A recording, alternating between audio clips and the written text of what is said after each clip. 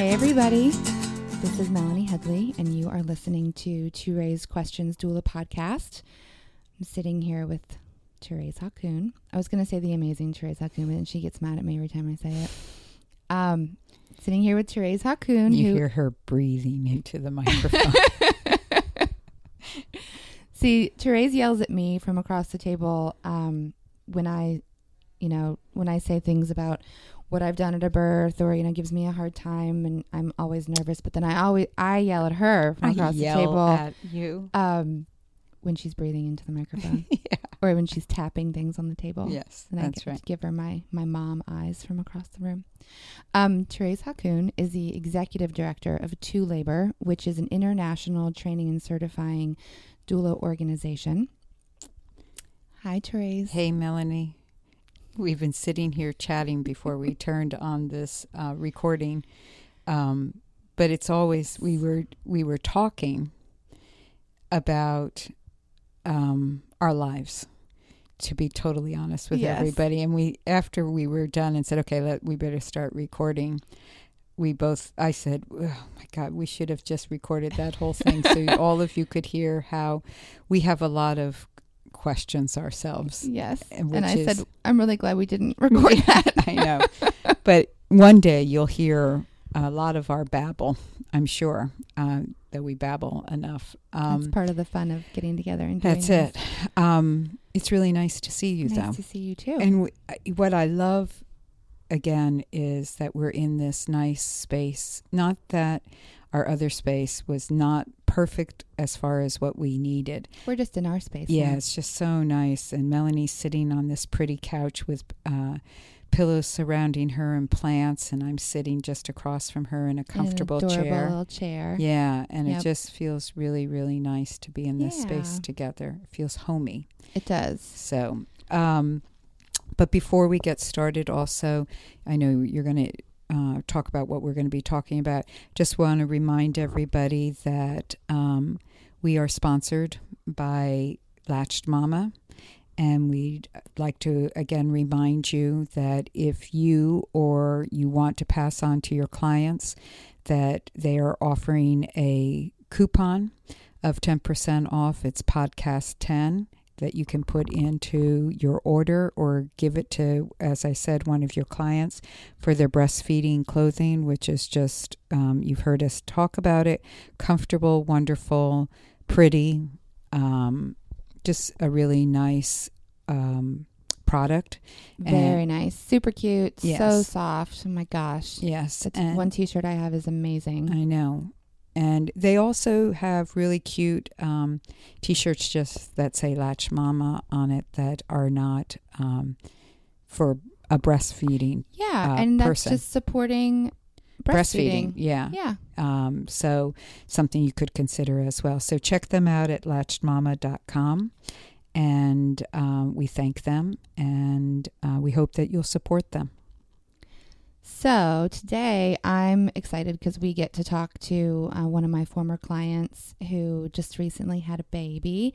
And I just am, I'm always so proud of all of my clients and so inspired by their stories. But this particular client just did such a phenomenal job of advocating for herself throughout her birth experience.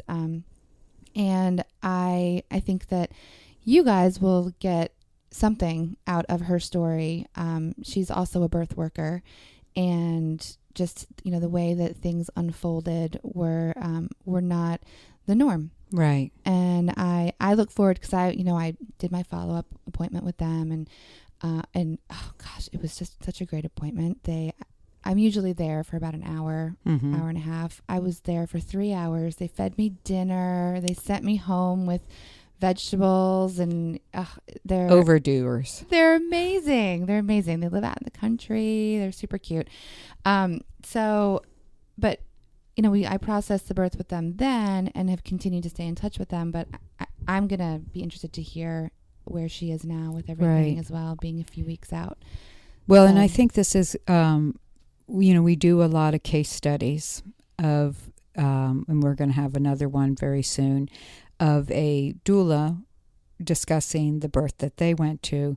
And we thought it would be, we're going to do more of these as well, of listening to what a client feels about their experience and their support with having had a doula, so that we can learn from the other side of the picture as well, from the client, like what really benefited them, what did they get in the prenatals, what did they get during the early part of labor, through labor, in the birth, the actual postpartum, recovery period and the postpartum. So I'm interested in hearing her talk about her experience, and I think it'll be really helpful to all of you listening. As I said, to hear another side of what people saw as beneficial. And she might say some things also that she wished she had had. Great. Yeah. Probably not in this circumstance, but, we want her to feel comfortable to be able to speak of her experience in any way that she needs to. So I'm willing to throw myself under the bus for this first one, ladies. So if if you've got clients or birth stories that you think we would benefit in hearing from, and our whole listening audience would benefit, please get in touch with us, because we're going to be starting to do this new series, doula and clients telling their stories together. So and preferably, yes, just send us an email at ToRAISE Questions at gmail.com if you're interested in more details about what we're looking for. That would be really great. So we'll be back soon to talk with her, and so thanks for listening.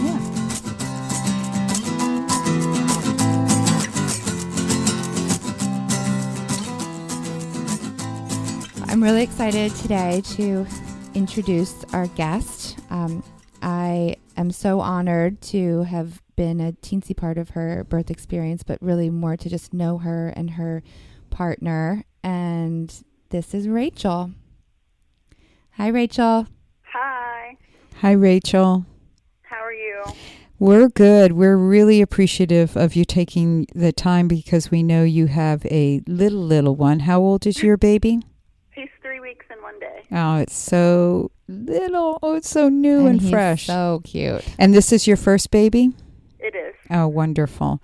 So we would love to, we were telling our listeners that we've invited you to talk, that it can be really helpful. We do these case studies where doulas tell their story about the birth that they attended and what they learned and what more they could possibly learn after the birth. And so we thought it'd be really nice to invite somebody who actually had a doula as at their birth to tell your side of the story, to tell your birth story,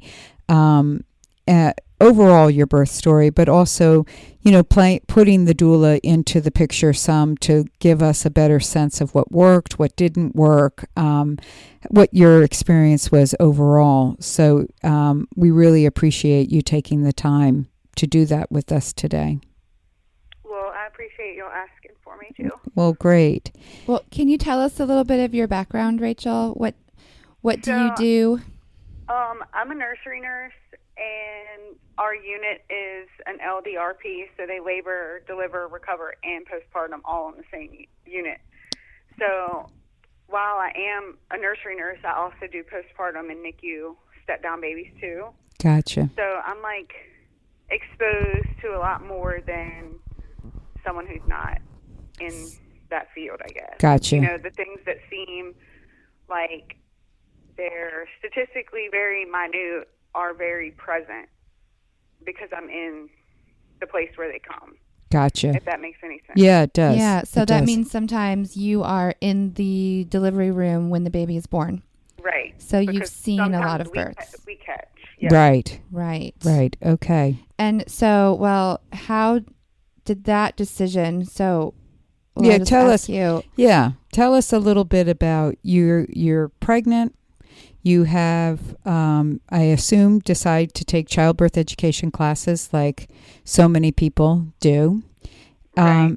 And so... Well, first I wanted to ask you, I'm sorry, Thérèse, I'm interrupting you. Oh, yeah, go ahead. Did you decide to, I don't know, did you decide to give birth in the hospital where you work? No. So what Was that a decision right from the beginning? That was definitely, and it's nothing like terrible about where I work. It's more that it's just not the environment I wanted for myself and my family. They don't have midwives, and that was like a huge part for me.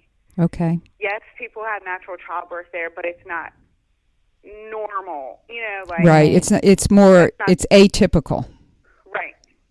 Right. So you started out this journey really clear in what you wanted out of your birth experience. Okay. Yeah. So you chose a hospital that had midwives then? Yep. Okay. And obviously then chose midwives as your primary care provider. Yes. And then you, going back to what I originally said, so that was really good that you brought that up, Melanie. You chose to do a childbirth education class. And from my understanding, you took an independent childbirth education class, not a hospital-based one. Right. And why did you decide to do that? Well, the midwives at VCU, when you tell them that you want to have natural childbirth, obviously, you're with them for a reason. So they recommend, and they tell you, like, it's really not an option. Like, you need to take a childbirth class, and that's something they basically require, is what I was told. That's good. Which I've seen people and heard people come to where I work who haven't taken classes, and I think a lot of it is, like, you really need to be educated on natural childbirth, because it's not something, yes, people do wing it, but I think it's way more beneficial to actually know how to cope. Gotcha. So I think that's something that I would also like to say, that there are many, many doulas out there who also have that recommendation. Even though they'll be doing educational support, they really want people to come already with support and information around them. So, because the doulas are supporting more than likely physiological birth, even if it can turn into an epidural. It's more common for the client to be approaching the birth from that perspective. So and I know you have such an extensive background in birth, and so coming to childbirth class, you probably heard a lot of things that you've already witnessed or heard before. But what about your partner? How was he kind of going into that first class?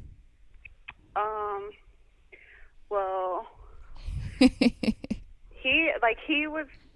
an EMT, so he did learn a little bit there, but he really didn't know a lot. But what's really crazy is he retained way more than I did from the class. Which is why it's so important for partners to be there. Yes. Yeah, I think that's not uncommon, Rachel. You had pregnancy brain. Yeah. Mm-hmm. So talk about you guys being in class, and then how did some more decisions come about? All right, so I initially was going to have a friend who's a labor nurse be my doula, because I was like, I can do this, it'll be fine. I didn't really realize how involved, knowing positioning and everything like that was to natural childbirth. So, this is kind of, I guess, a dumb reference, but I have a couple of tattoos that are pretty big, and I feel like I dealt with the pain pretty well. They're, one of them's on my ribs. I feel like that was pretty intense, and I did all right. I just figured, I'd be fine. Right. Well, my husband was like, I really think you need to get a doula. From taking the class, he got that sense? Yeah. Okay. He was like, the more we go to class, the more I really think you should probably really look at getting a real doula. And I'm like, okay, I think I don't want to pay for one. I think I'll be fine, because it can be costly, but right. And that was one of my concerns. This is something extra that we're paying for.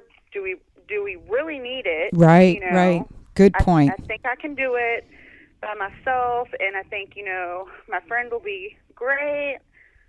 But then, like, we watch videos about people standing up for themselves and just different ways to cope that, my husband made good points about, like, yes, she knows the medical side, but does she know that she needs to lay you this way or Right. squeeze here or do this or do, like, does she know that aspect of it? How much does she really know? And I'm like, you're right. Like, she does only pretty much, as far as I know the medical side. Like, yes, she's been there for plenty of natural deliveries, but not in that aspect. And if I could interrupt, I think what you're saying is so valuable for those out there to understand who don't really, I get where you were coming from. You have knowledge based on clinical experience. You have the innate, it sounds like, knowledge of yourself that you can do this. You've had, I think tattoos are one example that is legitimate as to what you can tolerate as far as pain goes. And you're going to have there somebody who also has lots of clinical experience with childbirth, a labor and delivery nurse who is also your friend. Sounds perfect. Yeah. But I think what your husband was pointing out is what, on top of it, I should backtrack, the extra cost. Like, I've got all this. Why would I probably don't need it. Why would I spend that money on a doula? And yet somehow your husband was hearing that, we need somebody who really understands childbirth from that physiological point of view, who knows how to work with it. And yes, we're going to have to spend the extra money, but this is our birth. We should have the best experience possible, or experienced person with us as possible. Yeah. So here we are at like 35 weeks, and I'm like, Melanie, so don't you want to be my doula? And I mean, I understood completely if she was booked, and I expected her to be booked because they told us in class, like, you really need, or not in class, but at doctor's appointments, you really need to jump on it because her class fills up quick. She's really good. Don't play. Like, you need to book her class. Right. So I ended up, this is crazy, but one of the girls in our class I actually went to high school with. But that was just a side note. Yeah, but isn't it interesting how our lives converge? Yes. So Melanie was like, I have vacation this week, so it'd be my backup, and she took us on, thankfully. And made you promise not to have your baby during the week I was gone. Yeah, well, I thought I was, but she knew I wasn't. I was like, I'm pretty sure I'm going to have my baby while you're gone. And she was like, nope, you're not. And I was like, oh, but I think I am. And she was totally right. About pretty much everything. So let me ask you, so you had Melanie then, as we are finding out, as your childbirth educator, first and foremost. And so you were learning from her already. And then you made it official that she was going to be your doula, and this was at 35 weeks, correct? Okay. Yeah. So did you then have an official prenatal visit with her? We did that at 37, right? Yeah. Okay. And was that, having already gone through the childbirth classes with her, and this is for anybody, even if you had been taking a class from somebody else, what was the difference of having a prenatal one-on-one visit with her, if you can possibly describe that? She just, like, so we bonded. I felt like we bonded with Melanie really, like, well during childbirth class, and that was another thing I didn't mention about getting a doula. Like, I'm kind of weird, I guess, like, and my husband is really private also. Like, I'm not as private as he is, but he is, like, really, like, modest, I guess. Like, if he even said, like, if it could have just been me and him and nobody else in the room, that's how he would Sure. have it. Yes, I understand that. But he felt super confident with Melanie too, and that's one reason, like, we really wanted her, but that's another reason that I didn't go searching for a doula, because I don't know these people, you know, like, so now I'm going to have a stranger in the room while I give birth. Gotcha. But, like, Melanie was not, she was like, she could have been, not that you were anywhere near old enough, but she could have been my mom, you know, or my sister, or Aww. whatever. Like, she was no different than having somebody that I've known forever in the room.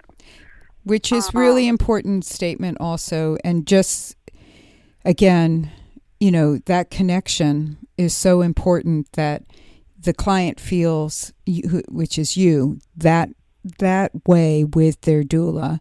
And the doula is responsible for feeling like, well, that does exist, or how to help create that environment. So I'm glad that, I think, had you met, if you were in the market for a doula and you had interviewed 3 different doulas, one of those people, which in the end might have been Melanie, would have made you feel that way. That's right. You know, and that's what we're looking for. That's what we're looking for. That your doula should be that person that you feel like, oh, I can. You feel safe with. Yeah, you can let go with. And the partner definitely. It's just as important. So important. The fact that your husband, what is your husband's name? Matt. Mm-hmm. That your husband, Matt, felt also really comfortable with her, especially given, like you said, he's more of a private person. We feel like that's so important for doulas to understand. You've got to click and connect with the partner as well, because that's who you're supporting to support the woman. And, like, he was totally, like, the person, I probably still would have winged it, you know, had he not, like, had I went to birth class by myself. Right.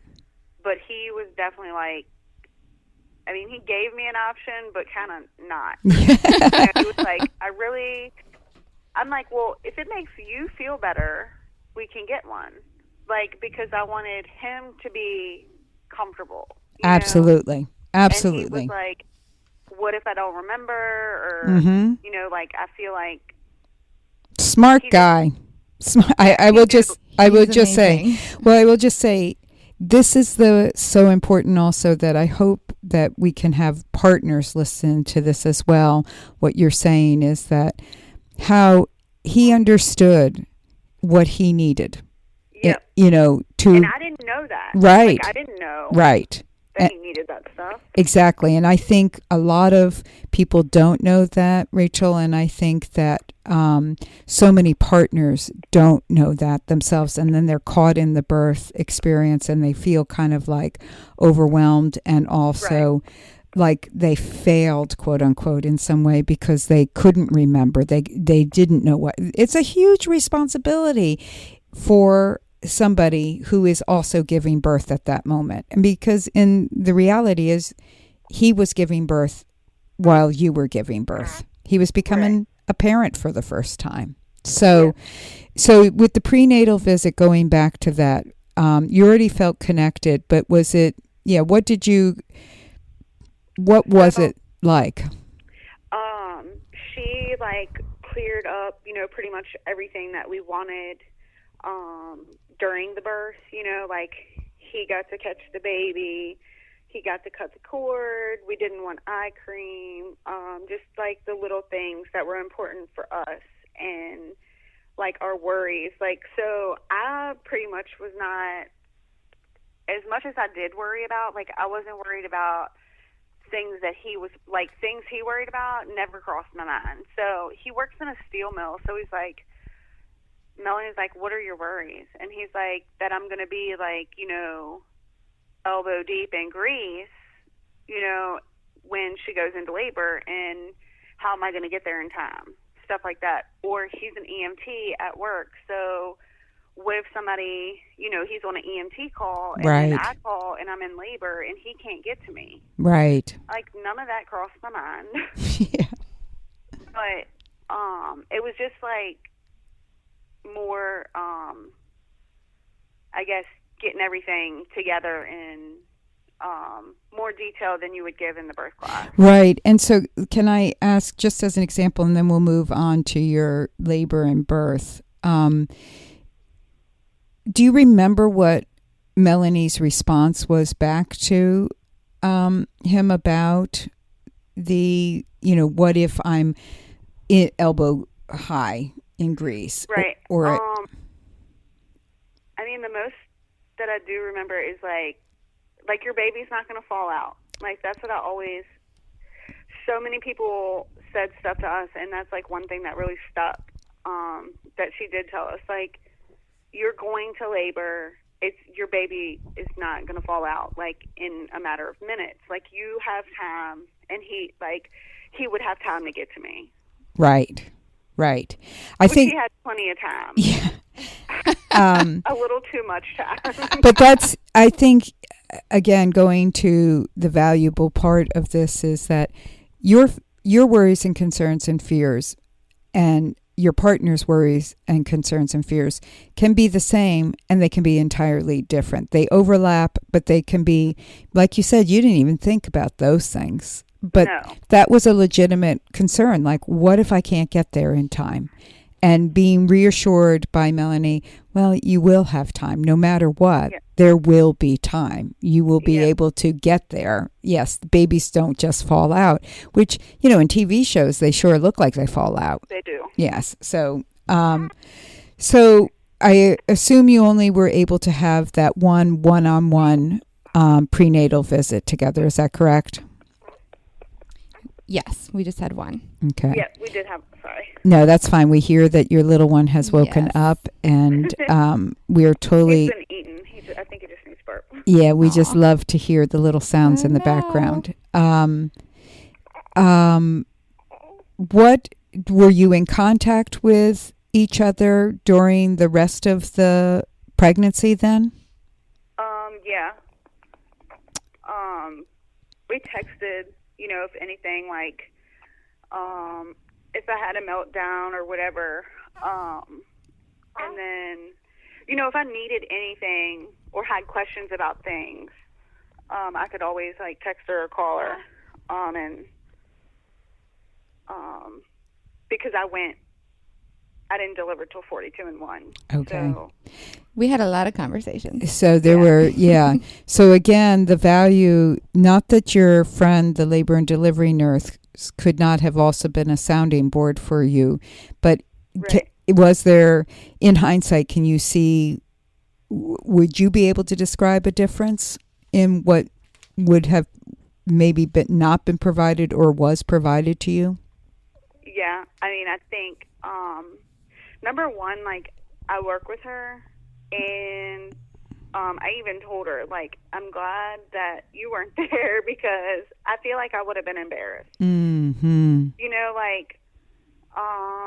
It's just different. Like, you feel, I mean, at least I did. I don't know how other people feel, but, like, I felt like a wild animal. Right. I mean, it's just different. Like, it's very almost, like, out of body. Like, you don't, I mean, I didn't feel like my same person.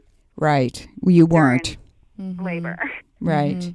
I mean, I felt quite normal after everything was said and done, but, like, actually during it was very, I don't know. I really felt like Primal. Yeah, very primal is the word, I Yeah. think. Right. But again, see, this is where we also should we do have listeners who are listening who are not birth workers. They are parents as well, and all different jobs in birth as well. But what I hear is your honesty to your friend that that would have been more embarrassing to you. There'd be some inhibition potential, and it may not have happened, but that thought is there, and that what Melanie was doing was, like she mentioned already, creating a safe space for you to feel and do whatever you needed to do in that environment. Yeah. And that's what a doula, again, is supposed to be able to help create, that feeling of whatever you say, whatever you do, however you are, is perfect. It is non-judgmental. And it doesn't matter what anybody else in the room is thinking. We are in this space. We're in this bubble. And you are able to do, and it sounds to me, that's what you were getting from her. Yeah, definitely. Great. So give us the rundown of how things went, when you did get to 42 weeks. Okay, so like on Sunday when it started? Yes. At home. Okay, so Sunday, I had done castor oil for 2 days prior. Did that Thursday and Friday. Saturday, I took a break. Sunday, I started again. So Sunday morning, I got up at like 5 something. I made a shake with castor oil. I went to Walmart and got some groceries, and then I came home, and I got on the couch, and I had a pity party. I'm like, my kid's never coming out, and I was, 41 and like 6, 5. I think. So I'm like, my kid is definitely never coming out. I had an appointment on Monday to be seen by my midwife. So my husband, he was working night shift, so he gets home, and he's like, all right, a couple days prior, we went for a walk, and it was like blazing outside. There was like mayflies everywhere, and I was like determined. Like we walked, I don't know, probably a mile with bugs chasing us in the blazing. Nothing. Prepping for labor. Right. So he was like, do you want to go for a walk? I was like, nope. Screw your walk. I don't want no walks. I don't want nothing. Like, I want to lay here on the couch and cry because I just want my baby out. Mm-hmm. And he was like, all right, that's fine. So he took a shower and whatever, and he was getting ready to go to bed. Well, I stood up off the couch to go to the bathroom, and it was a flood. And I was like, whoa, this is not pee. Because it was way too much to be pee. So luckily, like, I had been losing my mucus plug for like 3 days, so I had panty liner on. And it was not yellow, it was clear.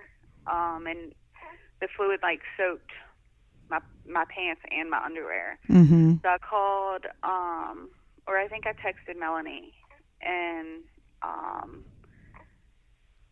then she told me, do you want me to say all this stuff? Yeah.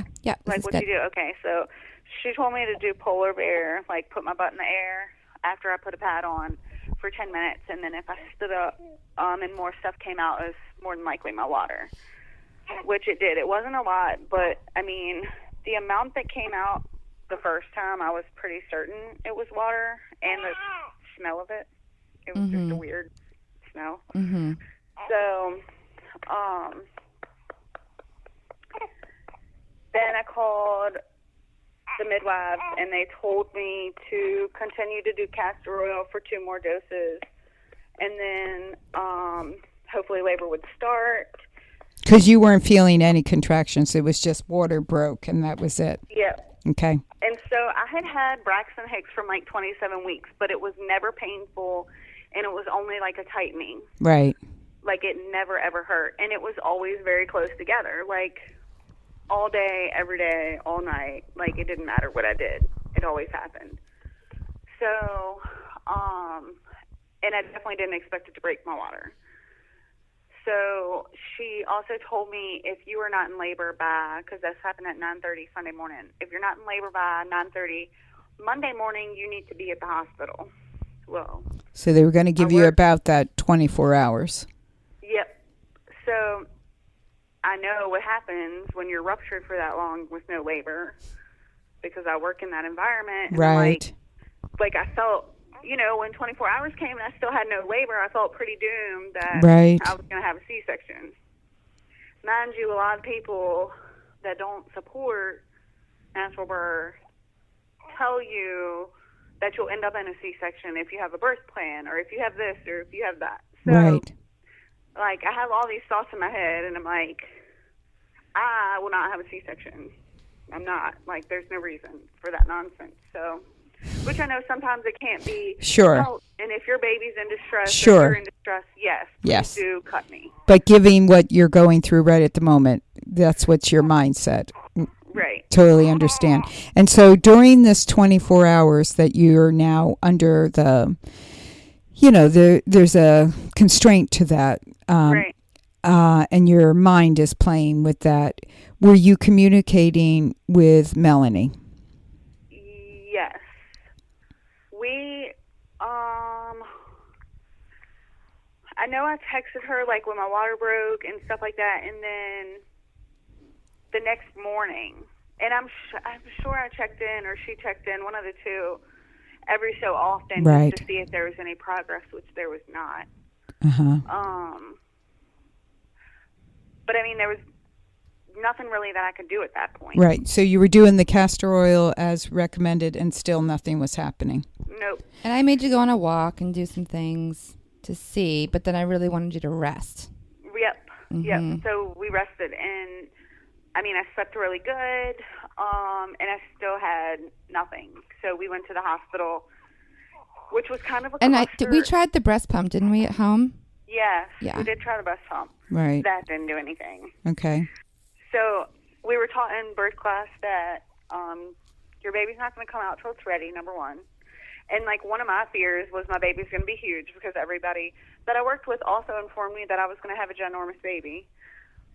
And your last ultrasound wasn't baby? Oh, yeah. Yeah. 41 and 1. They told me my baby was 9 pounds and 13 ounces. Big lie. Mm-hmm. It wasn't. And I didn't think it was. Like, I was not, I mean, I thought, yeah, it's probably bigger than 6 pounds, but I knew there was no way it was almost 10 pounds. Like, he moved way too much. Okay. Yes, my belly was huge, but he, like, changed position too much for him to be, I mean, he would be really cramped. My friend had a 10-pound, 1-ounce baby. Like, I know how big they are. Uh-huh. And I just knew he wasn't that big. So another fear that I had was my kid was going to be big, and it was going to be a shoulder or whatever. Right. And my husband was like, it's kind of like the turtle that I had in the fish tank. You know, it's only going to grow as big as its home will let it, even though if it was in the wild, it would be huge. I love because that. its face would be huge, you know. Yeah. Yes. So I kind of let that go out the window. So you go into the hospital on Monday. Yep, we go in, and one of my friends works there, and she messaged me, and she was like, because I could not get in touch with anybody. They wanted me to talk to a nurse, or I don't know. It was not a smooth transition to get in touch with the midwives, just because it was really busy. Okay. And there was another patient there that was also a midwife patient. So communication was kind of rough at the beginning, like just as far as getting admitted, letting them know that I was there, basically. And she's like, the doctors are freaking out because you've been ruptured for 24 hours. And I'm like, great. Yeah. That's fabulous. So, anyways, once I got back, they checked me. Mind you, at 41 and 1, I was only a fingertip. Okay. So when they checked me, I was 1 centimeter and like 70% effaced. And 24 hours ruptured. Yep, 24 hours ruptured. So they started an IV and started me on Pitocin. And Now, excuse me, was this something that you had discussed with Melanie before going in or while you were in there? I mean, I know you as a nurse kind of knew what might transpire, but were you communicating once you entered into the hospital with Melanie? I mean, I know she knew I was going to the hospital, but I don't. You were going to let me know what the plan was that when they came up with it. Okay, yeah. So they told me that we could have done Cytotec, but she wasn't really sure that would do the trick. Okay. The So midwife. they thought Pitocin was the better call. Okay. So. And I think at that point she was a little bit nervous because of the ruptured membranes, right? But the Cytotec would potentially have been oral. Yes. Mm-hmm. So, yeah. No, but I think normally they would put it, if my water wasn't ruptured, they would have put it vaginal. Right. But, so she was worried the oral wasn't going to work. Yeah. Right. Yep. So she was like, she felt more comfortable doing Pitocin. the Pitocin, because I mean, who has Pitocin and it doesn't put them into labor? Right. So. Right. So you agreed. You agreed to go ahead with the Pitocin, and you got hooked up to that, and they started dripping it in. Did they start at a small dose with you? Do you know, and then gradually go up? They started at 1, and then they go up. In I think they started at 1, and then they did it to 2, and then from 2 they increased it to 4 to every 30 minutes, or as soon as they could get to me. Right. Because it was really busy. Yeah. So. And the nurse over here is like itching to bump up her own pit. Yeah. I'm like, it's been an hour. It's been an hour and a half. I need to bump it up. I should already be at 30 by now. All right. But I didn't touch it. I behaved at that time anyways. So we went all the way up to 30 and no labor. No labor. And this is over approximately, do you remember, and if you don't remember, it's okay, approximately how many hours it was? 14. So you're in the hospital, ruptured membranes for now 36 hours almost. You've had lots of castor oil that did not do anything prior to the breaking, nothing after the breaking. You've gotten on Pitocin. You're all the way to 30, still not even a contraction? There was contractions on the monitors, but none that I felt. That you felt. And again, in this 14 hours, was Melanie a part of this in any way? Yeah, she, we stayed in contact, and we just kept her updated on the plan. I mean, nothing was really happening, so I didn't feel like it was necessary for her to be there, or for me to wake her up in the middle of the night or anything like that. Okay. So I basically, we stayed in contact, but it was more so, what do we do now kind of thing. And I think that evening I came in to see you and just check on you and help. Monday night, Hillary came. That's right. My backup. Yep. Okay. And she was super sweet. And that was her client in the other room. You did. I know you came Tuesday morning, because at some point you left your bag. Yeah, I came Tuesday morning. Yeah. Okay, so though Melanie couldn't be there that one time, she made sure somebody else came in and her backup and checked in on you. Oh, no. You know what? I did come Monday night and just saw you because I was in my work clothes, remember? Yeah. And I was like, don't judge me. This isn't how I come when I go to a birth. Yeah. Okay, and then she came back, but she was in communication. You weren't feeling like abandoned by your doula. Not by any means. Yeah, and I more so did not want to be a damper or what. I knew I was fine. I was not fine, but I knew I wanted her to be rested and stuff for when it really happened. Right, which it makes. I didn't want to use up resources that were not needed at the time. Which is very considerate of you, that you didn't have to be considerate of, but it is one of the wisdoms of doula practice also is don't, stay in very much the contact, but don't be there if the person doesn't physically need you at that moment. You can give the emotional support in other ways, and it sounds like that was what was happening Well, for and that's you. what we had talked about too. Before she went into the induction, she said, "So when do you come?" And I said, "I come when you're in active labor." Right.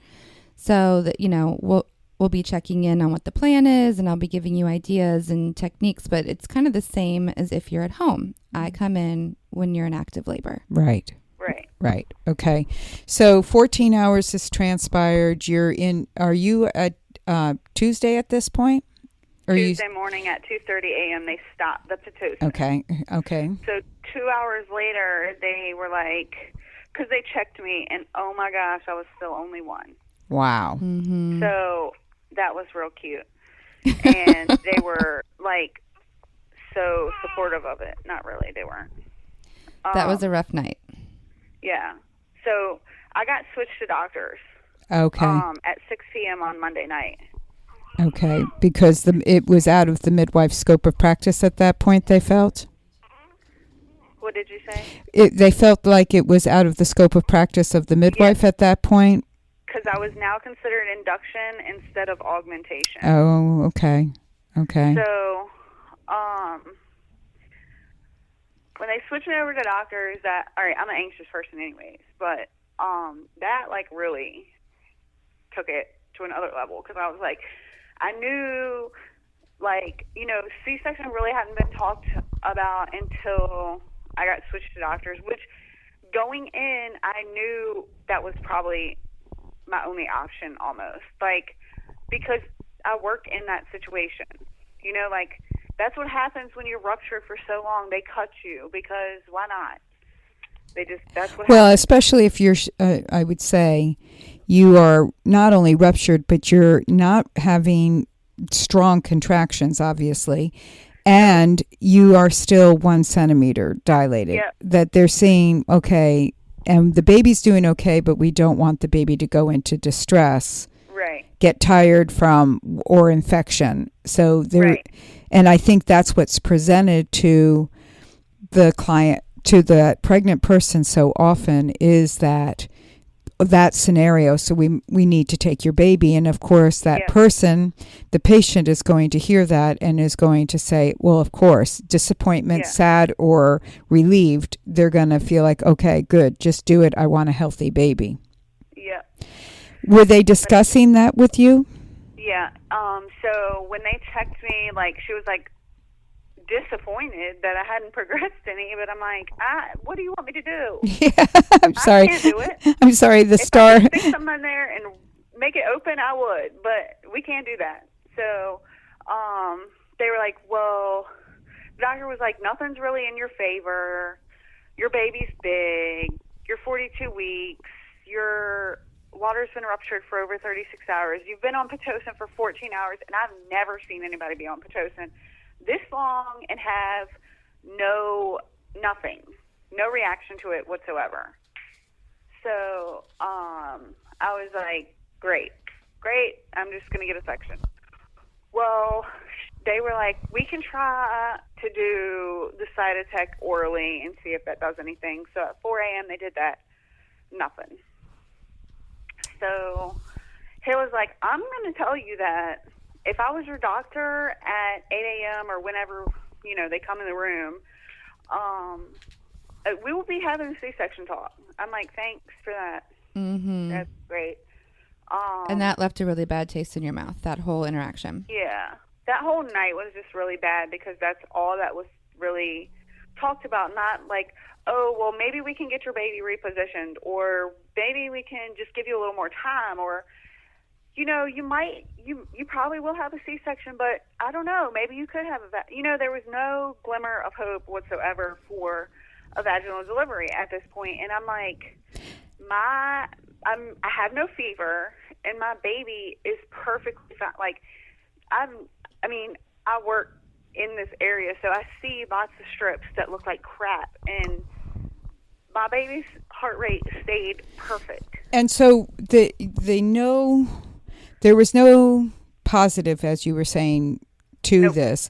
Mm-mm. Were you getting that positive anywhere besides, obviously, a benefit, a deficit, it could have been, but a benefit was you were at the moment a a nurse who did have that information and understood, and also had a commitment to what you felt was how you wanted your birth to be.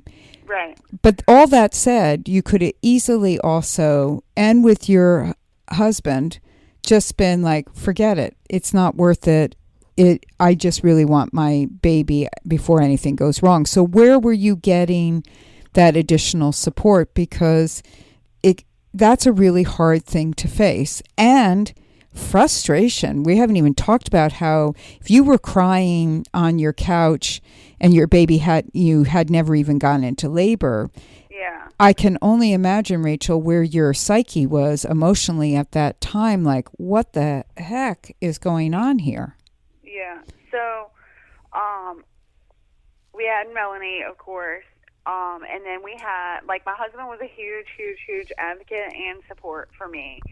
And the nurses were amazing. Like, they are probably what really got me through the night. Like, them and my husband. So Tuesday night, so whoever takes Melanie's class, she tells you about these oils that a nurse from Richmond made. Right. Iris oils. We'll just point it out there. Yes, Iris Iris oils.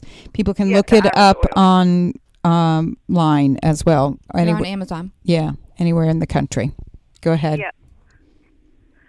So, I'm like, my nurse from the day, so I had a couple because her patient went into labor. So, of course, somebody else covered me while she was with them.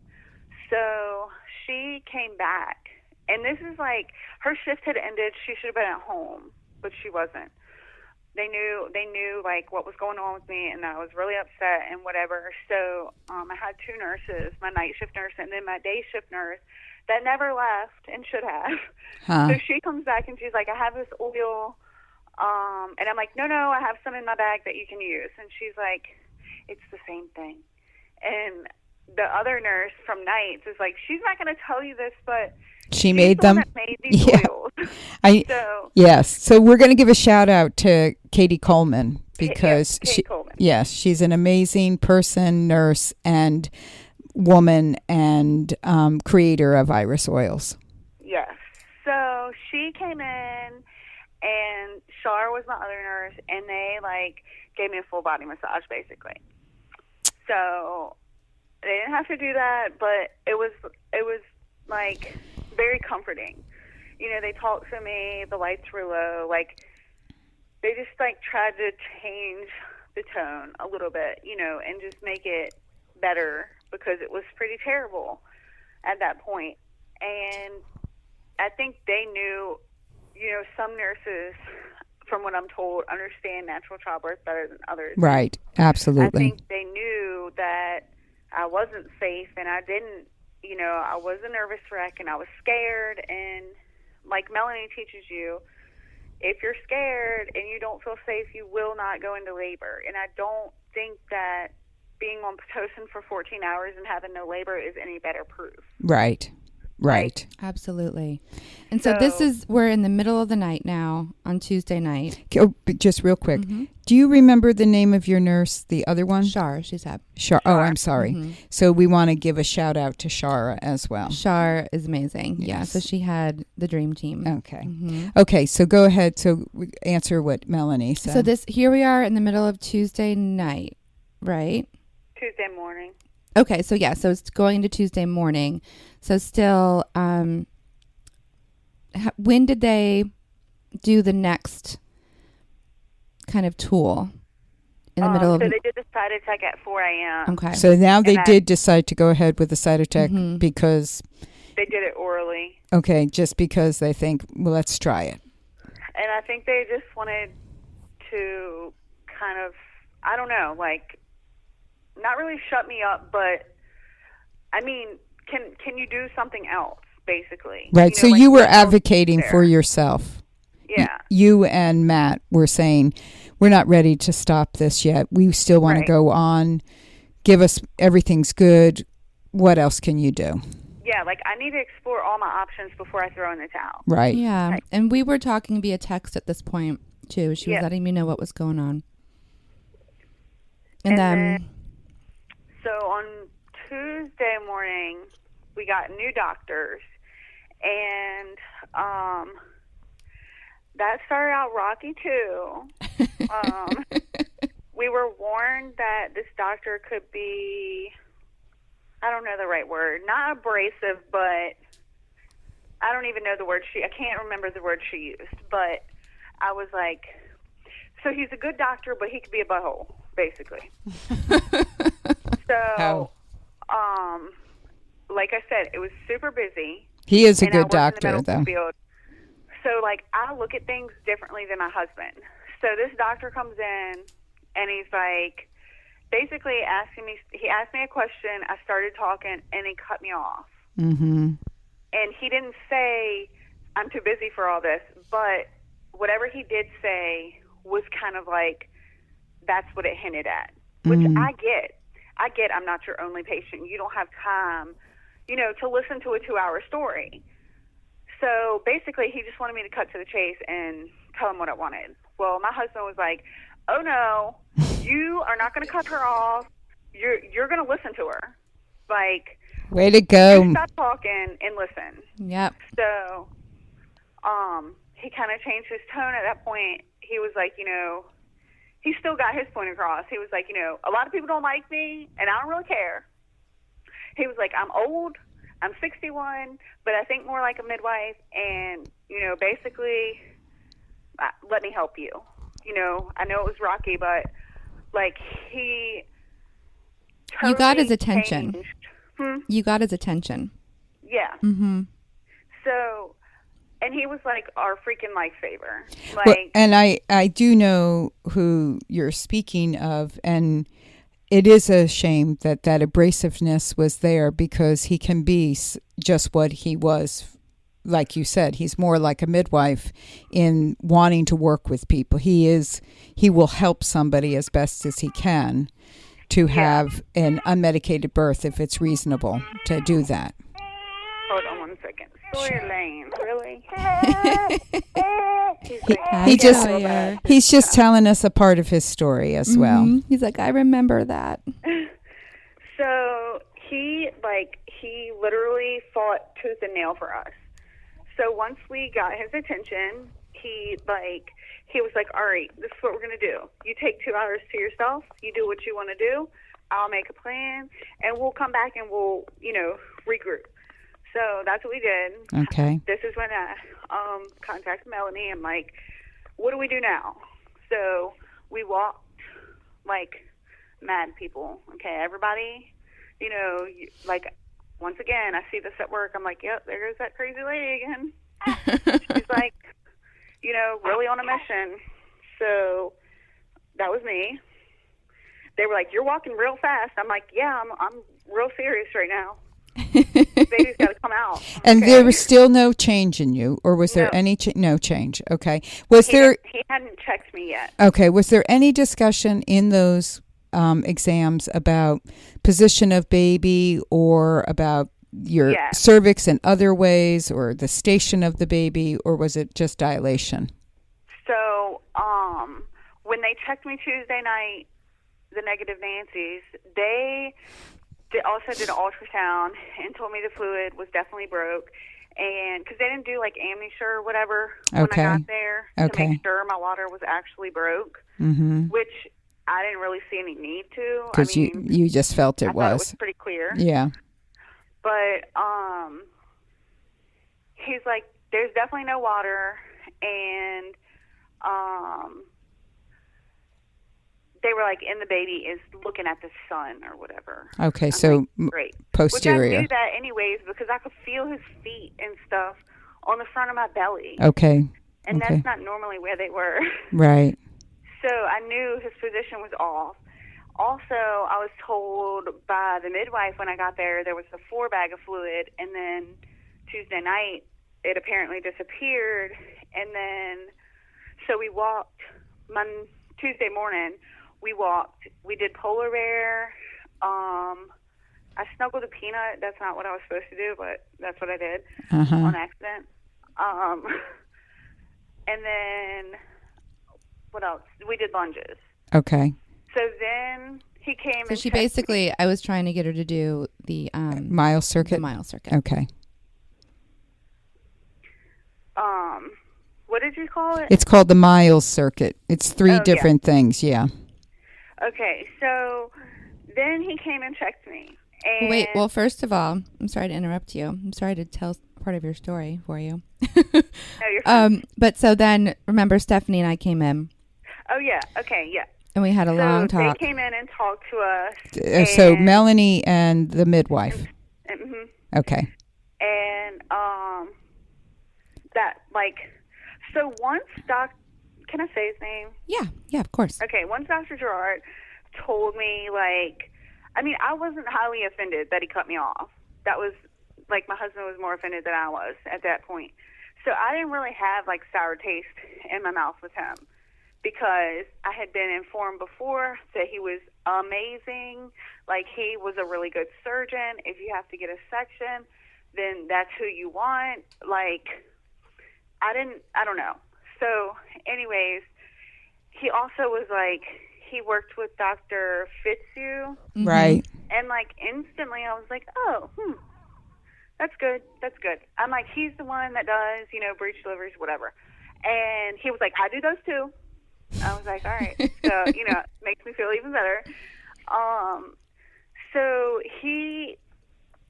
once Melanie and Stephanie got there, we talked about the whole situation, and, like, that is where, like, definitely Buck, like, because of the little issue at the beginning, like, he feels like that's when things change. Okay. And like, Buck meaning Matt, your Yeah, husband. let's clarify. Buck is your husband, Matt. You just call him Buck as well. gosh. No, that's totally okay. We right, we can yeah. call him Buck. It's totally Okay, cool. Buck, sorry. Yeah. No. So he's like he really, really felt like it changed then, like, because the environment changed. Because they And, brought something different into the room. Yeah.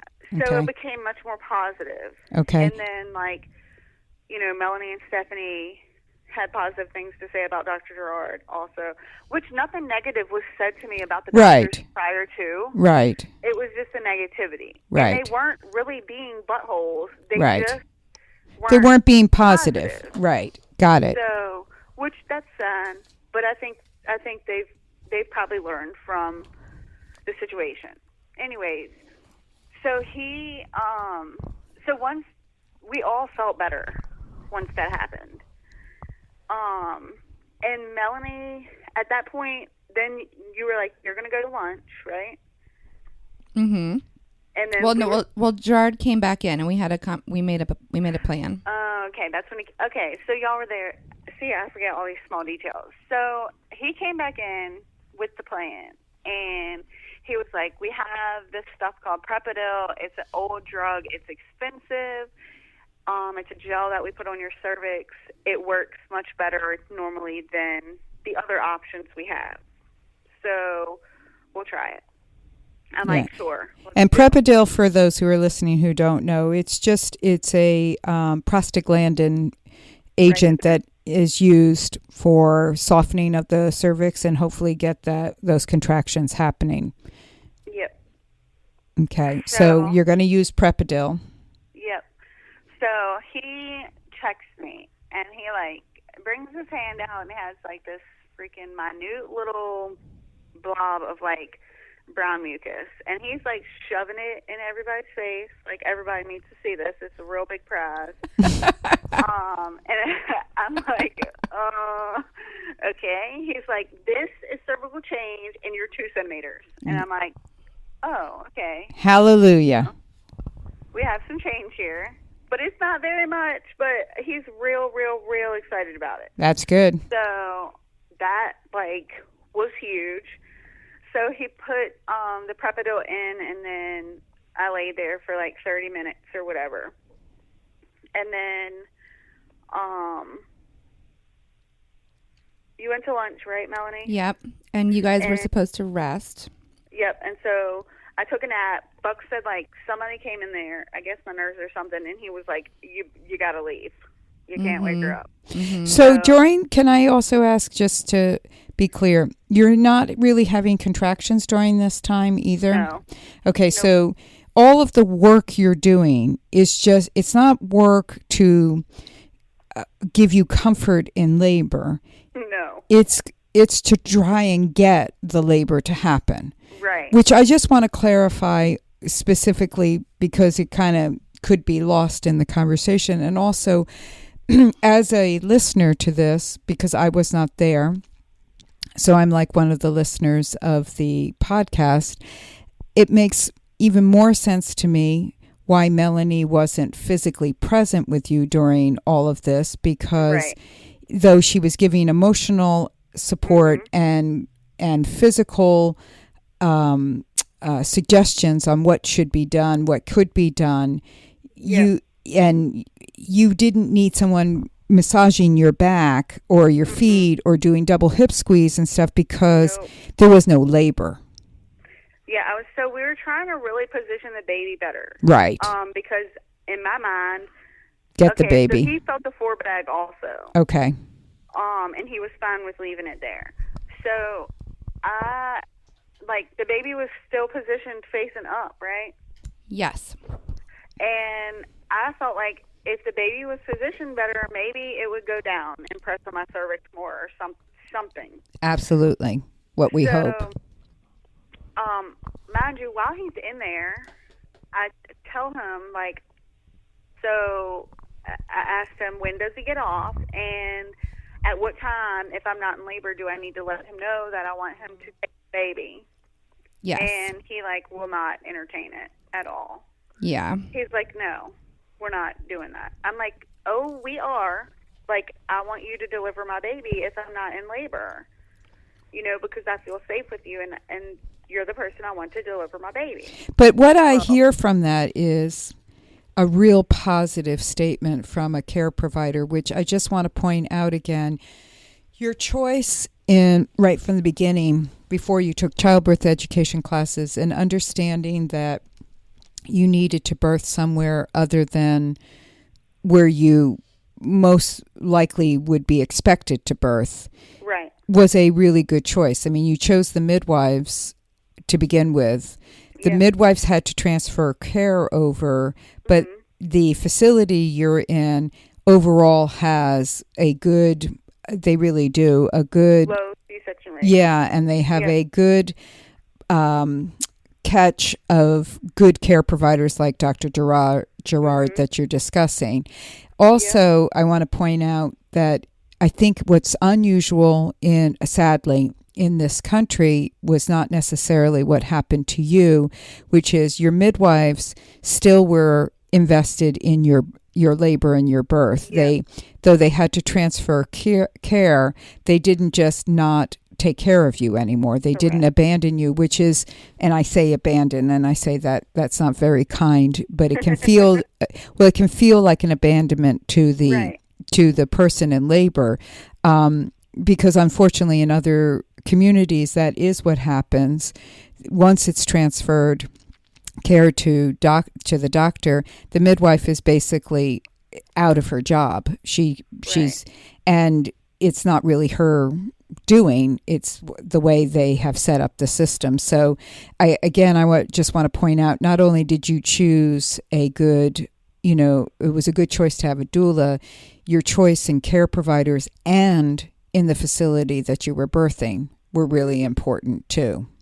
And I even though it was not anything as what we expected, I would never birth anywhere else. Got it. Right. All in all, I would go there a million more times. And because you had the nurses that really have they do have a greater knowledge of physiological birth, because they do actually not see it atypically. It is a more common experience there than in most hospitals.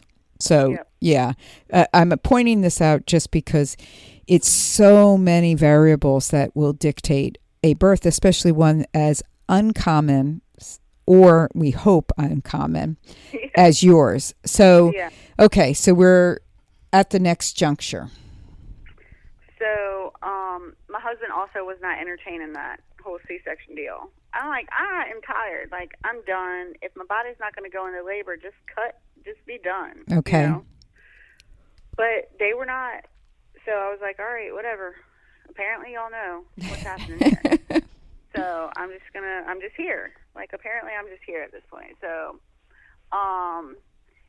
he comes back in later, and he's like, we need to get something started. You really need to be in labor, you know, before shift change. He was like, you know, I have pretty strong pull here. I can, you know, highly recommend what I want to see done. I can't make anybody do anything, but I have a pretty strong case for y'all. So we start Pitocin again at 4 p.m. Well, before she starts it, she comes in, it's like priming the tubing, and I was sitting on the ball at this point, and I had like 2 crampy contractions within like 5 minutes. And I'm like, that's weird. You know, that's never happened before, ever. I don't even have anything going right now, but somehow I have contractions.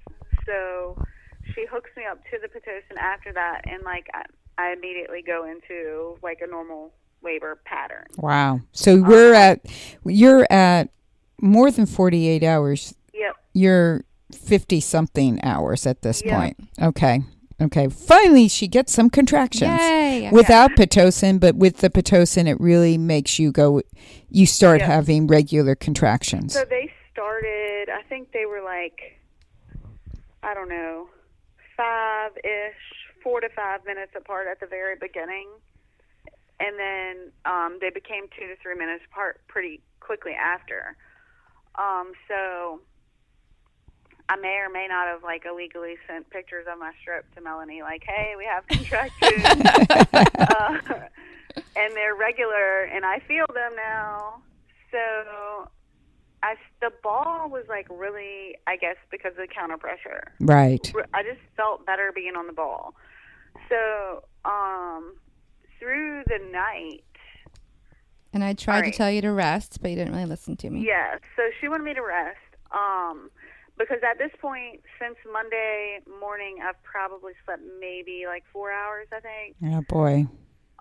You know, had a good nap during the day, and then that night, that was terrible. I only slept for like 2 hours because I was a nervous wreck, like, and I wasn't going into labor. Right. So, Tuesday night, once I'm in labor, no doctor ever set foot in my room Tuesday night. No. So I did not get checked. I did not speak to a doctor, anything. So just nurses. Nurses were coming in. And that was like very beneficial for me, I think. Yeah. Because it was, and it's like, it was stormy every Monday, Tuesday, and Wednesday night, I think. I know when I was in labor, it was storming. And I kept thinking like Monday night when it was storming, yeah, this is going to do it. No. So anyways, Tuesday night we go through the night, and like I have like brown discharge, and then I have like orangey, pinky kinds of discharge, and then like by morning it's red. And Melanie's like, you know, you need to rest. So I'm like real compliant, you know. And I got in bed and I slept for like 2 hours, and I was that's like, good. Oh yeah, that's enough. Like, I just could not sleep. But that's good. You got those 2 hours, though. Yeah, as much as I tried to sleep, I could not sleep. So I basically sat on the ball all night in between going to the bathroom. And then at 5:30, it started getting pretty intense. So I messaged Melanie, and I'm like, I think you should probably come. Buck was sleeping, so I let him sleep until 6. And then I got in the shower and put like hot water on my back. That's good. And I just kept like getting him to turn the temperature up, and he's like, "You're gonna burn your skin off." I'm like, "Just do what I said, please." Like, it's not gonna burn me. It's fine. So Melanie got there at 7, and then I'm like, I gotta be 7 centimeters now. And that's she's what you like, said. No, we're gonna hope for 4 or 5.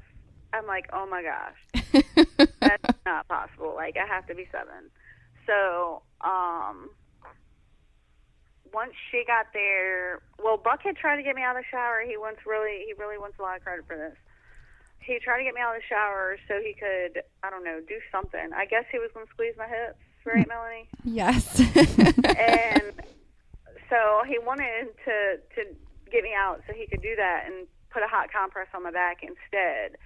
And I was like refusing, which he told Melanie that I'm not going to listen to him. So that's why he needs her, because I don't listen to him. So he was kind of right.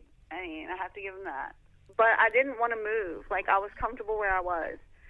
Well, anyways, once we got out of the shower, he stood in front of me, and then I put my arms around his neck, and Melanie squeezed my hips, and it was like instant relief. Yeah. Like, it was crazy how much relief it was. So we did that, and then I think I got on the ball for a little bit, right? Yeah. And then she checked me, right? Yes. Melanie didn't. Just to clarify, the doctor. The doctor checked you. Yeah, not Melanie. Yeah. So then when she checked me, of course, I was 4 centimeters, which was better than 2. Right. Yep. But not 7. So And what time was that, Rachel? Do you remember? At 8 a.m. Okay. And you're still on the Pitocin, correct? Yep. Okay. So she checked me and she's like, "There's a 4 bag here, and do you want me to break it?" I was like, "Yes, please do." So she broke the 4 bag, and I don't know, it wasn't any different than anything else. It didn't hurt or anything. So then we got backwards on the toilet. Yep. And did contractions there for a while. And what else did we do? Well, you started getting a little grunty on the toilet. This was Wednesday, so we're 72 hours into bag of water broken, 4 centimeters dilated, baby still not coming, contractions are happening, but they're all Pitocin. Do you know what dose the Pitocin was at that point? I'm sure it was at 30 at that point. Okay, so 30 of Pitocin again. And contractions are 2 to 3 minutes apart. Okay, and 72 hours, water broken in a facility that is not pushing you to have a cesarean. I'd say you chose a really good situation. Yeah. Yeah. I got really, really lucky. Well, no, luck should never have anything to do with it. Really, I mean, we can phrase it that way, but what you were was you were informed, you were well supported. You made really good decisions. And you made good decisions. If we depend upon luck, it could happen, but the chances are slim. The way this was happening was as a result of you and what you set up around you, you and your husband, to make sure that you got the best care. So, yeah. So you're feeling a little grunty on the toilet, and what happens next?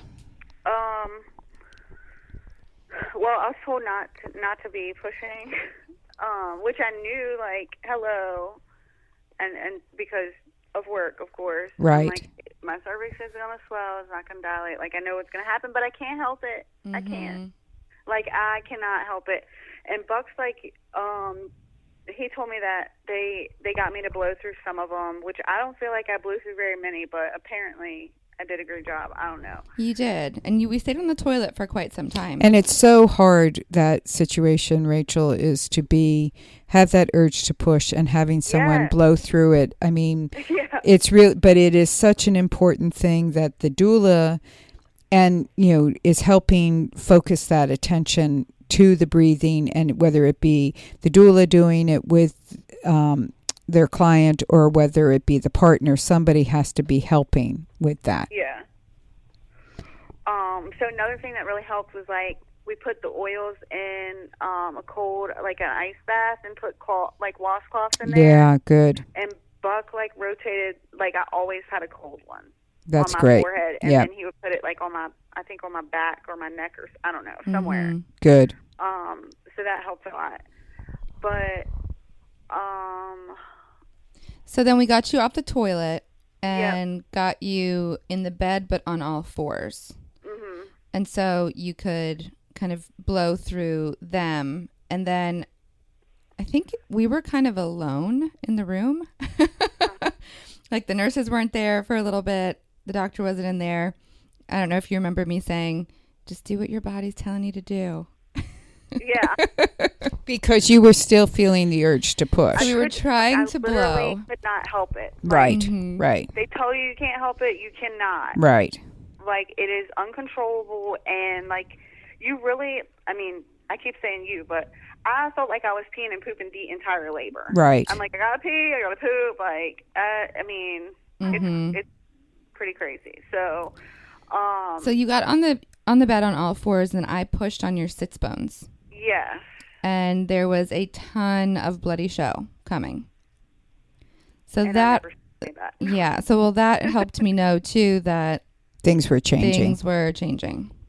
Yeah, so Melanie knew, like, pretty much more than anybody else at this point, because she has, like, doula magic. Yeah, doula And doula knows expertise. all these signs to look for, like purple butt cracks and stuff. Right. So yep, that And- was happening, too. I don't think, I mean, the nurses weren't too confident that I was close, right? Mm-hmm. So, Which I can certainly understand given what was happening, but Yeah. but Just based off the last exam. Yeah. But we were definitely, I mean, you had such a great nurse in there at this point, too. Yeah. And she and I kind of made some eye contact, like, what's going on here?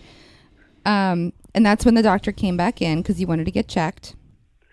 yep. And that was at 10. So she checked me at 10, and I was like, really, I can't do this anymore. Like, if I'm not, whatever, like, I'm done. Like, I need something because this is pretty intense. So she's like, you're not, and you can push as much as you want. Awesome. And that was, like, Yay. the best thing you could ever hear at unbelievable. that point. So we stayed, like, on hands and knees for a while, though, Mm-hmm. until, like, 11, I think. Mm-hmm. And then you were actively pushing with each contraction. Yeah. And then, I guess around 11, she came back in, right? Yeah. When I got on my back. Was I crowning then? Like, I don't even know, like, how did y'all know to turn me over? Yeah, we could see head before, but sometimes just at the very end, it helps to get you in that kind of reclined, not on your back, but Right. kind of right, 45 right. degree recline, just to help baby get under the pubic bone. Because you were, you had been moving the baby, but then baby was not Coming fully under the coming bone. fully under the bone. So Oh, okay. we switched position. Okay, so once I got, well, how do I say this? Semi-Fowlers? I don't know. Facing, I was not like on my back flat, but Right. sitting. Right. I guess. Right. Mhm. In a more upright position. Yeah, upright. There you go. So we pushed for like 44 minutes, basically. Mm-hmm. Wow. Mm-hmm. And And we had a baby. unbelievable. So what time was Sawyer Lane actually born? He was born at 11:44, but I kind of left out like the really best part. So when we're pushing, Dr. Gerard told us the day before, like he was coming to bring chicken for lunch, Fried chicken. and he would stop by and see us. So as we were pretty much actively pushing, Once somebody, you like, had turned around. Mm-hmm. Huh? Once you had turned around and you were kind of facing the doorway Yeah. again. facing the doorway. Like my legs are up and everything is there for the world to see. Baby's head and everything. Mm-hmm. And he like pops around the curtain. And like everybody stops, including myself, what they're doing, and we're all like, "Hey!" He was. You could see all the excitement on his face. That's like, wonderful. I don't know. It was just really awesome. He was That so is. proud of you. When he did, yeah. Yeah, so wonderful to hear that. So, So you had this little boy. Just tell us out of curiosity, how big was he? Since he was 8 pounds and 3 ounces. Okay, so they told you 9, 13? 13. Yeah. Once again, I mean, ultrasounds can be they can be accurate, but we know more than likely they're plus or minus 2 pounds approximately, which this is close to that 2 pound difference. Yep. And such an important thing for doulas to be helping clients understand that fact, that because as you said, it creates anxiety as much as you were pretty sure in your own mind, that's not my baby. It's not going to be that big. Mm-hmm. It's still there. They put it there. It's hard to take it out. That's not. And he looked so fat on the ultrasound. Like huge cheeks. And he really wasn't. Like he was long and skinny. Yeah. Crazy. So unbelievable story as far as what you had to go through, all the incredible advocacy and support that not only you had to do, but was around you. And it sounds like, though, I guess what I'm thinking, you had, though, again, you did not have Melanie there 100% of the time physically. You had Melanie there 100% of the time emotionally. Yep. Yeah. And then just to finish up real briefly, because we got to kind of move this forward now. You stayed in the hospital. We're not going to get into all of that right at the moment. Rachel, I know your immediate postpartum was a little traumatic. I feel like we need to do a part 2 with you on that one. But which we really might need to do. Yeah. But so then you eventually went home. What, about day 2 or so? Day 3? Day 2. Okay. And then did Melanie do follow-up with you while, after the baby was born? How did that play out? It was really good. She came to the house and helped with breastfeeding and just to make sure like everything was going good, and she ate dinner with us. I know you guys fed me. It was so fun. I never stay that long for postpartum appointments. Yeah, it was really nice. It was good, very good support, and like she knows what should be happening and can help if it's not happening. I feel like everything was pretty normal for us. I have a really good nurser. Like he sleeps good. He was pretty rambunctious before my milk came in, but my milk came in. I came home Friday, and my milk came in on Saturday. That's good. It started coming in around noon, I think. That's good. And just my very last question about your labor. Were you on antibiotics during the labor at all? Nope. And my child did not get stuck a single time. That is just no crazy lab draw. Yeah, I'm just blood cultures, none of that. I love the story over every aspect of the story is really positive in its sense of what we already said. You got good support. You made very well informed decisions. You were at a point of, okay, I'll have you take my baby. And even that, they were like, no, we're going to hold, no, you can do this. You had, and that's all I think I needed. Like, that's right. all I needed. Well, I do think that's so critical, Rachel. I think that if somebody had said, it's time, or you're right, well then if that's what you want, that's what we're going to do, you would have done that, and rightly so. Totally get it. And it wasn't that there was a problem with the baby. It's more of this isn't happening. And in the end, you might have needed medically that cesarean for the baby's sake, or for you, and so would have happened. But in the end, this story says you needed time. Yeah, you needed time. You needed care. You needed to come out of the out of the fear and feel safe. You needed people around you who would make you feel that way. Those nurses who came in and massaged you, turned down the lights. They created that space when, Melanie wasn't physically there.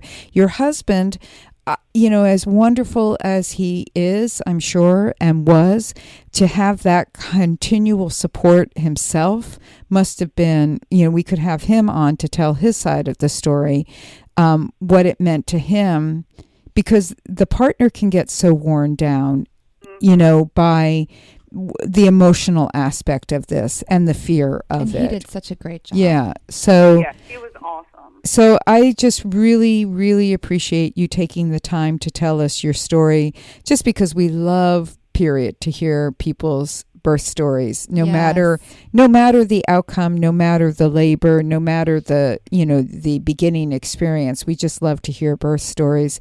But this one was certainly unique in its experience overall in every way. And I'm just glad you have this sweet little 3-week, 1-day-old Sawyer in your arms that we got to hear. So you take it easy. Thank you so much, Rachel. Thank you. And so good to hear your perspective of it again. And I need to see you guys soon. Yeah. Keep in Okay, touch. we can make that happen. Okay.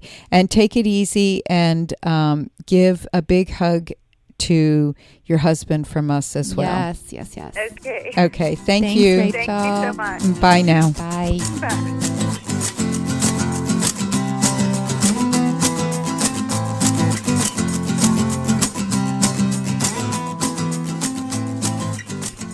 Isn't she amazing? Yeah, it is really wonderful.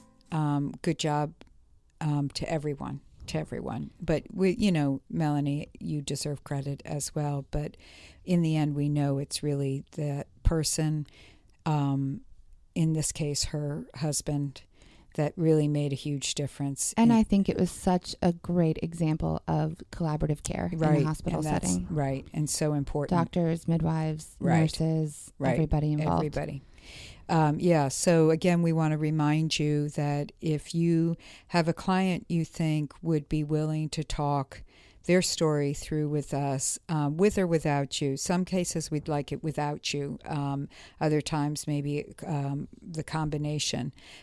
Please send us an email to ToRAISEQuestions@gmail.com, and we can go into further detail and dates perhaps when we could talk. And just wanted to remind you that we have a couple workshops coming up as well this fall. Been having kind of a quiet summer, waiting for the fall to come. Stanton, Virginia, which is in the mountains of Virginia in the western part. Beautiful area. So if you're from outside the area, please consider coming. It's a perfect fall venture to see the colors as well. That will be September 30th through October 1st. And then another one we'd just like to mention is in the Triangle area of North Carolina, the Raleigh-Durham area, which is October 21st through the 23rd. Love you to come there. Again, a really nice happening area, easy access to get there, so consider that. And looking way far ahead, November, first weekend in November in Portland, Oregon. I love Portland. I'd like to go to that one. Yes. And there are other people who have never... I do need a refresher, I feel like. You could come to Portland. Yeah. And so could any of you, whether you live in the area or not. We've had lots of people do that for lots of workshops. People will fly to other areas to take it, not just in their home environment. You can make it a little vacation for yourself, with or without your people. So consider that and check out our website for more information. So ToLabor.com. Yes, thank you. Thank you for reminding us. It's ToLabor.com. And thanks, everyone. We really appreciate all your support. Thanks for listening, guys.